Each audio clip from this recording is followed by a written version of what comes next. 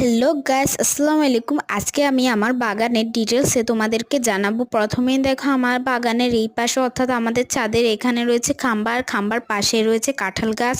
সামনে যে বাড়িটা দেখতে পাচ্ছি এটা আমার কাকার, আর তার পাশে রয়েছে একটা পানির ট্যাঙ্ক। ট্যাঙ্কটা থেকে আমি আমার গাছে গরমের সময় পানি দিই, কিন্তু এখন তো বর্ষা আর পানি দিতে হয়ও না। আর তার পাশে রয়েছে একটা কাকরোল গাছ। এই কাকরোল গাছে আজ এবছর অনেকগুলো কাকরোল ধরেনি, সে এবছর ধরেছিল। এবছর আমাদের ঘরের কাজ হওয়া এটা কেটে ফেলে দিতে হয়েছে।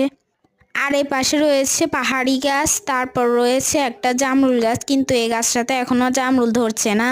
আর সিঁড়িতে ওঠার সময় রয়েছে আমার এই বাগানটা, আর আমি এগুলো এখানে রেখেছি কারণ সিঁড়িতে ওঠার সময় এই বাগানটা দেখতে অনেক ভালো লাগে, তাই জন্য। আর গাছগুলোকে আমি টাইলসের উপর রেখেছি যাতে পানি জমে না থাকে। আর কার্টনটাতে আমি ড্রাগন ফল, তারপর কুমড়ো, লেবু, মরিচ ইত্যাদি লাগিয়েছি। পাশে রয়েছে একটা তুলসী গাছ। আর এই হলো আমাদের ছাদের ডিটেলস।